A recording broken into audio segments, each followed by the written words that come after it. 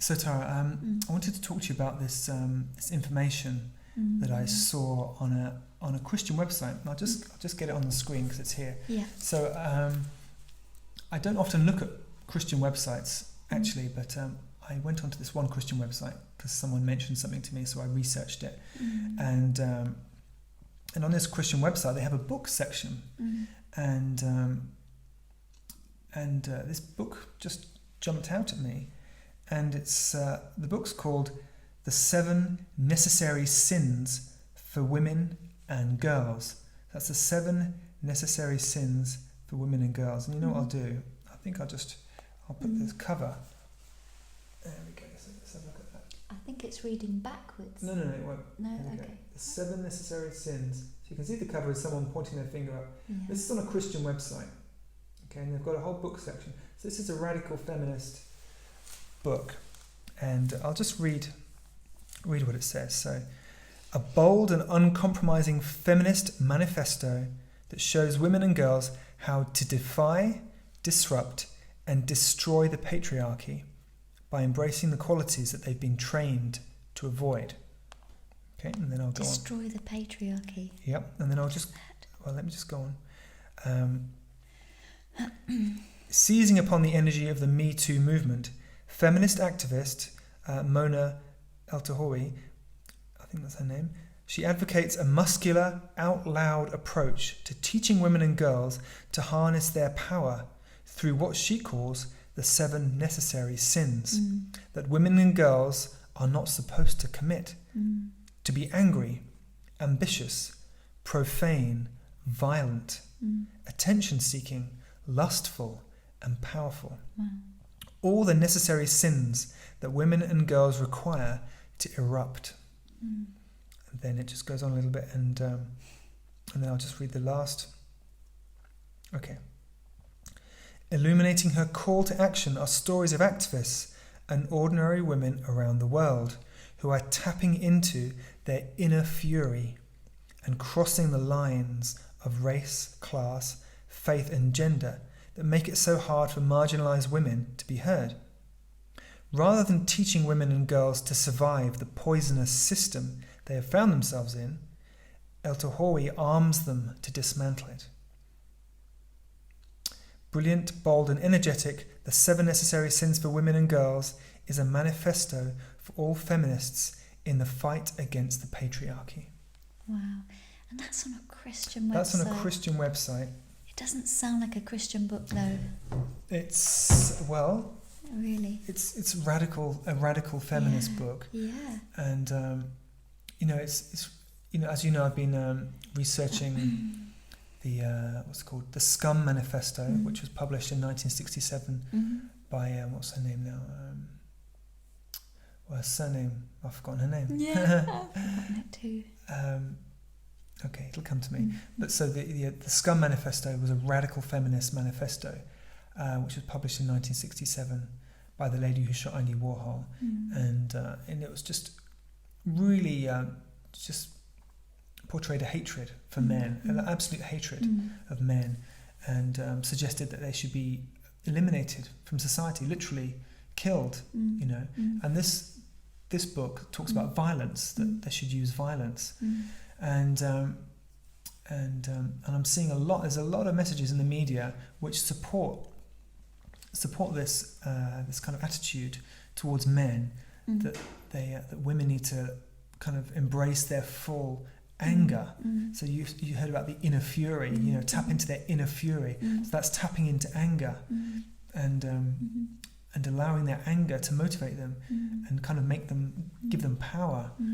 And so we spoke in our talk earlier about about how people can feel empowered when they harness their anger, but it's not the power of God. No, God doesn't empower you with anger. God empowers you with love and compassion and humility. And so what I'm concerned about is that encouraging people to harness their anger does have a destructive consequence. It is a very destructive thing, a very dangerous thing to encourage people to do. And of course, feminism, I think originally was about equality between the sexes, about men and women being equal and having equal rights.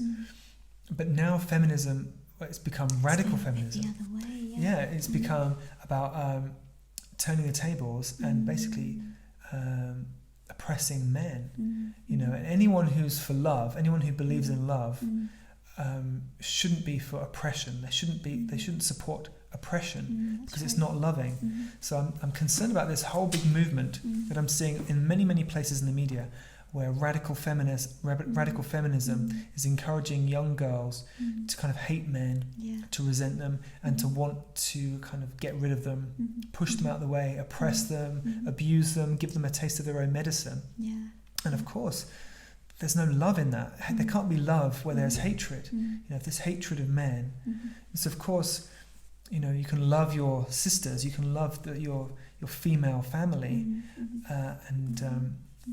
and hate the men, but your heart won't be full of love. It'll be full of hatred. If you're trying to get rid of the enemy, which is the man, then you're going to be driven by this destructive force, which is hatred. And so there's some things I would like to say about that, but I just want to know your perspective. Well, just what just came on my mind there was just that there's a difference between standing up for truth and being angry, you know, and you know, and venting your anger and seeking for justification for the things that have been done wrong to you. So, because I think sometimes the radical feminism's coming from women having been oppressed and been abused. Absolutely. And yes, these things do go on, and it isn't right, and it shouldn't be. And I think it's, you know, it's quite right that women and people who've been oppressed and abused can stand up and speak for the truth. But I also think it's important that they do it in love. So what's the best way?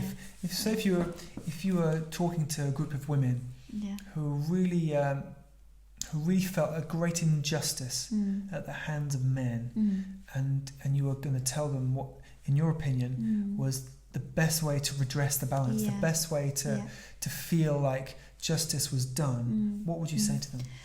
I mean, the first thing is, I mean, to be practical. You know, if people are in oppressive situations, then in a very practical sense, you just do what you can to remove them from that kind of situation, you know.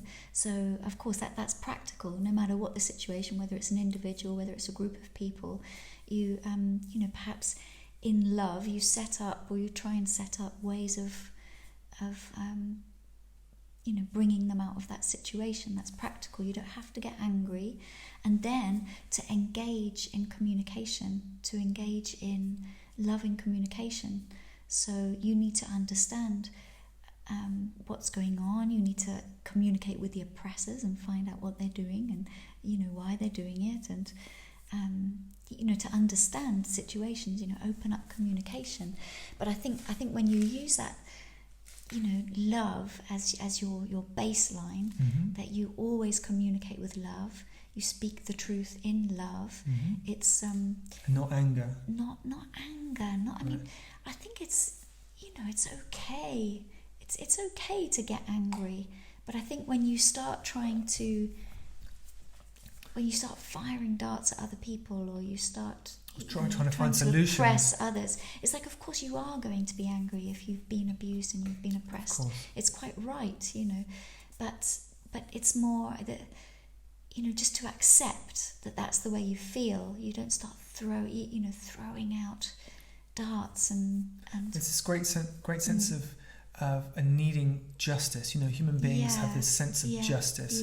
So I can totally understand where, especially if you see the whole system and men in general as abusive and oppressive, then how do you get a sense of justice? How do you feel a sense of justice? I think it's that you just have to see things for what they are, rather than imagining. Because if you've been oppressed by one man or a group of men, you can't say, well, that's all men and that's how they are. Okay. You know, it's just, okay, well, that's what happened to me, and that's what happened in that situation. So to see the goodness that is present, because there is goodness present in some men, Yeah. you know, Yeah. and that they do care, Yeah. and rather than to tarnish the whole Yeah. male species. Yeah, that's right. Because there's good and bad in all, you know. There's good women and bad women and good men that's and right. bad So men. we can't just And then destroy. we're all made up of mixtures of good and bad as well, Right. you know. So that's the thing. It's like every human being is a potential to, you know, to know God and come to God and be filled with goodness, and every human being.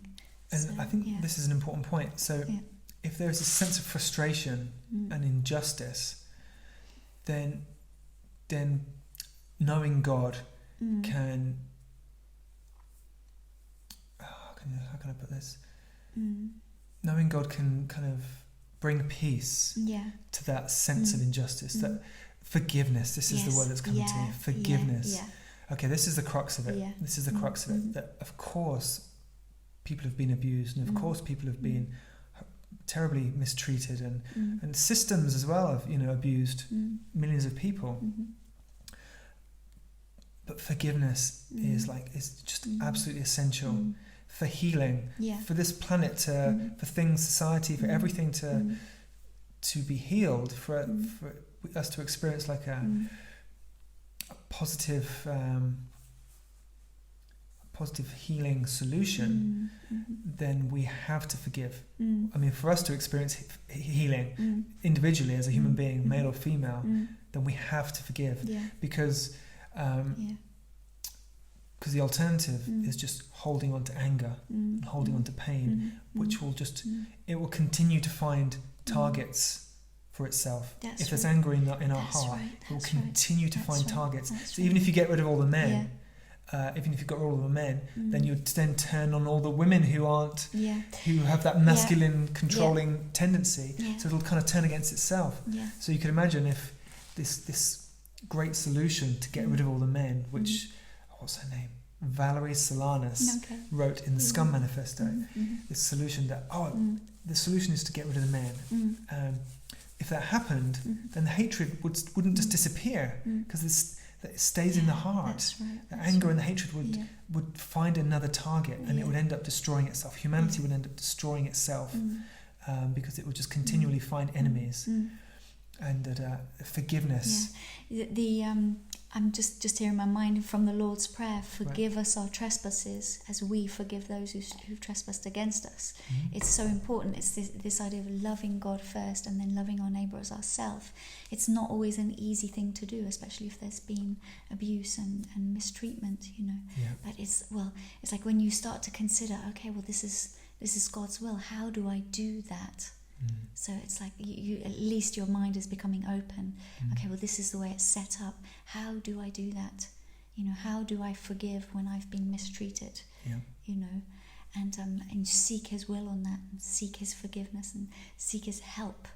You know, and it's possible. Forgiveness is possible, and then change is also possible. You know, I think change comes about, you know, systems are changed, and, you know, abusive systems and abusive situations are changed when the light is shone on them. When things are brought to light, that just changes things by itself. So more light. More light, and things are seen for what they are.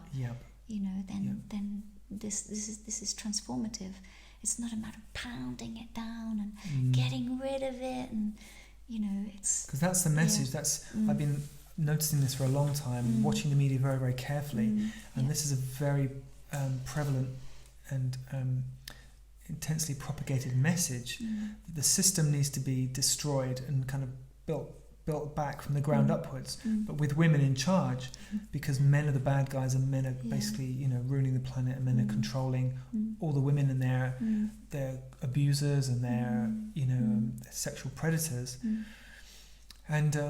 And so I see that anger is being generated on a bigger scale, that women are being encouraged to see through the eyes of anger, see the world and see the system, and see men through the eyes of anger.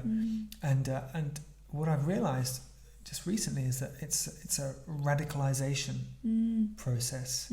This generating hatred generating an enemy and generating hatred towards the enemy is a radicalization process. So women are being radicalized into hatred, and then being told that the solution to getting rid of this enemy is basically a destructive, a very, very destructive and violent solution. So if you remember what I read out just a few minutes ago, it's about embracing violence, the 7 sins.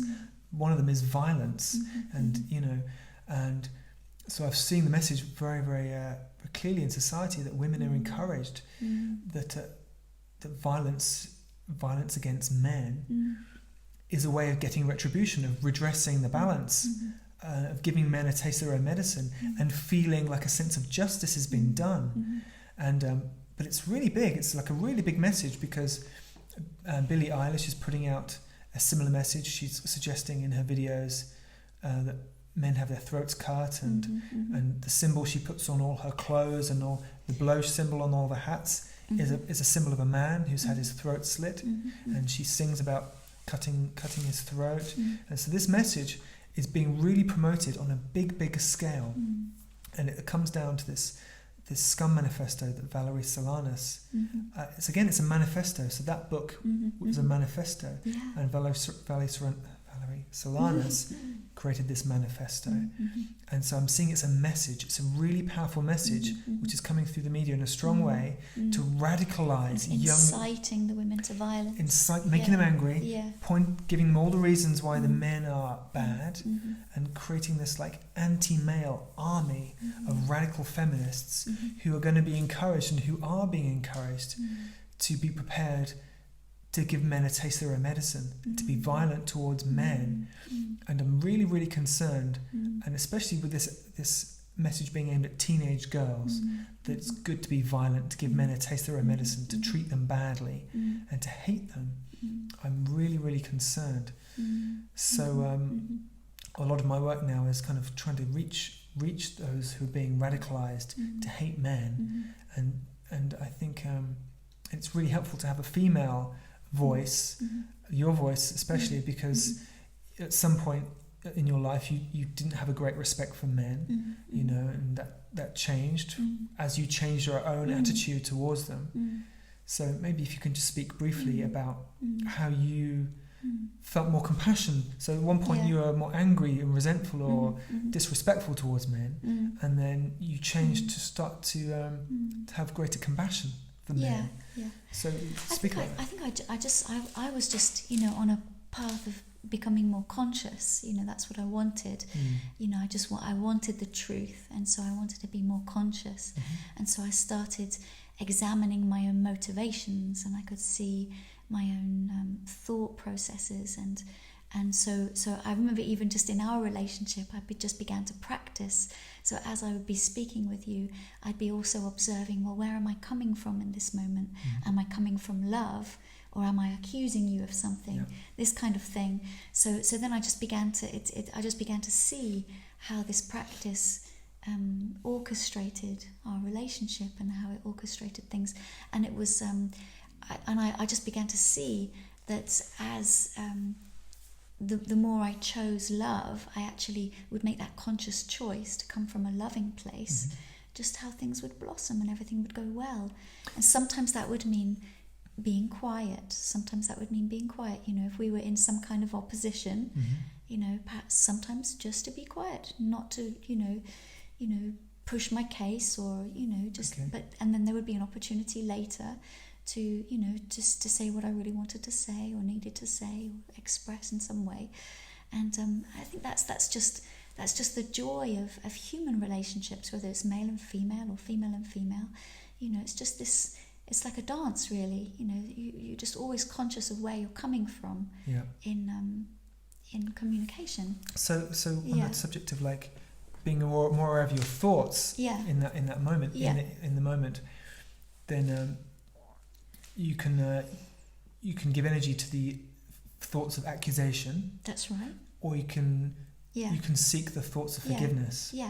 And so if you continually reach for the thoughts of accusation and blame, then you'll create more anger and hatred. That's right. But if you seek the thoughts of forgiveness and the thoughts of compassion, then you'll feed Yeah. a sense of peace and a sense Yeah.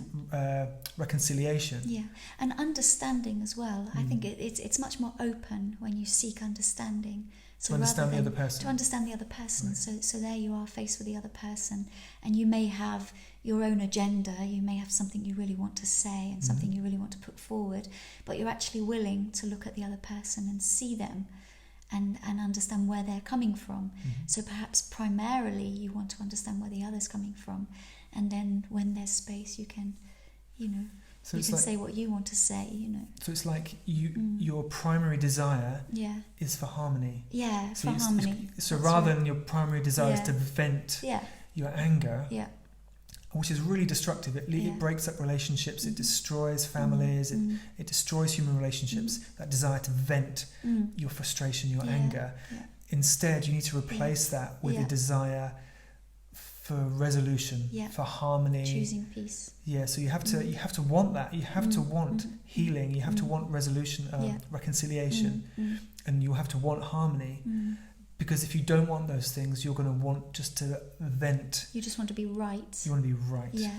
So it's almost like in some way you have to just give up your strong desire to be right, because actually when you look, you can see where that comes from. That it's very egoic. That it's Mhm. not. It's not from God. That, Yeah. that you want to be right in your own eyes. You Yeah. know, it's you're actually willing to see. Well, maybe you're not. You have to be willing to recognize. One Yeah. of the key thing to understand is that anger, when it's fed and it's held onto, Mm, only has destructive consequences. Only it Yeah. cannot have yeah. positive consequences. It mm. cannot create something special No. and new and brilliant. No. It only Yeah. destroys and Yeah. creates Yeah. bad consequences. That's right. It's like it either comes out in a flood all at once, and that has pretty horrible repercussions, or it comes out little bit by little bit, which is also very insipid and Yeah, not some very rela- nice. Some relationships are yeah. just like endless Ah, little jibes and Yeah. little Yeah, poison darts at each other Yeah. endlessly Yeah. just to get the Yeah. anger which is Yeah. underneath that's right. out. Yeah, And it's like it feels some people it feels good yeah. to have these little stabs at each other Mm. because they're kind of feeding their. Yeah, and they Feeding their feel ego. right as they get some. It's this power thing, isn't it? It's You the get some power. sense of power. I've got some when power it comes over you out. to be yeah. nasty and make you feel Yeah. hurt or be, Yeah. be unkind. And and you just step out of that game. You just give it all up, because actually your truest desire is for harmony, for peace, for the truth. Mhm. That's just what happens. Then you don't have to be right all the time. You don't have to be.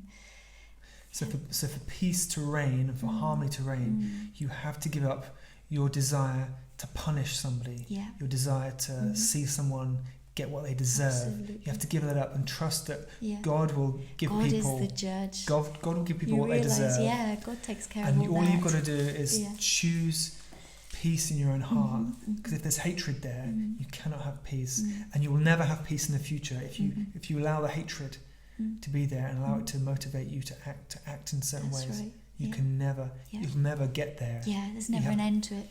It generates itself. Yeah, it's self-generating. self-perpetuating. Yeah, And that forgiveness is the yeah. most quickest way Mm, to to find peace again, Yeah. and to get rid of that mm, pain and the Yeah. resentment and the. mm.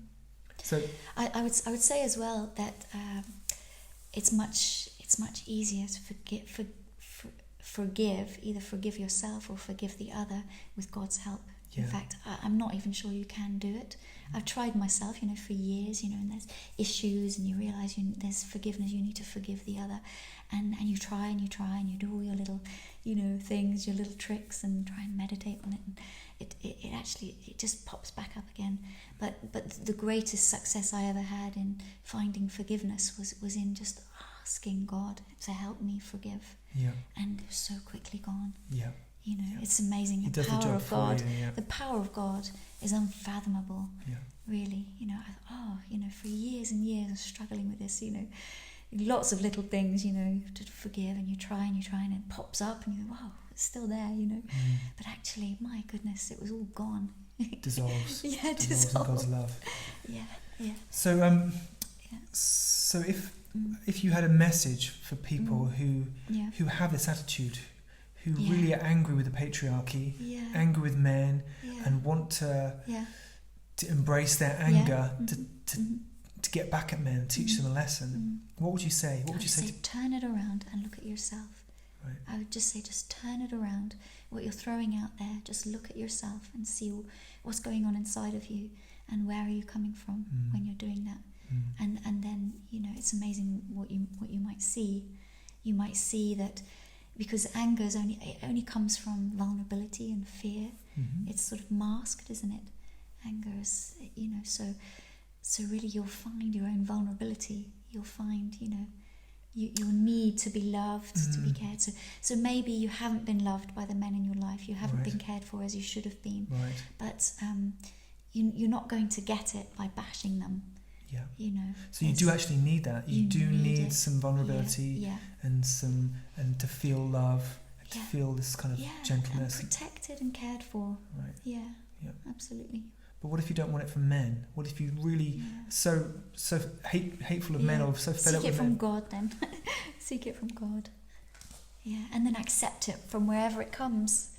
I would say. Yeah. And you might just be surprised that it comes from men. What if you hate God? What if you resent God and see God as just a? So you hate God men and you hate God. God help you. Yeah. Oh man. I mean, I seriously. pray for them. I mean, it's a very serious thing, it you know, is really because serious. if you're closed to God, and or you don't even believe in God, or you're angry with God, and you're closed to men, but you've got this need in your heart for love, which every heart has, you know, but you're just angry. There's just anger there. Yeah. Then what do you do? Well, then I think it's just that thing. Just you know, just turn the attention around and just have a look at where you're coming from. And decide who you want to be. Do you want to be this angry person? I mean, just see it for what it is. Right. I mean, I really think that is quite transformational. You know, I did learn this along the way, you know, before even coming to Jesus, but it is actually very helpful and very transformational. You just see things for what they are. Yeah. So you just look at your own heart and just, you know, just check it out, you know, just be willing to accept, you know, what you find there. You know, you might find actually, wow, I'm really wrong here, or I'm really wounded. I'm really wounded, or I need some love.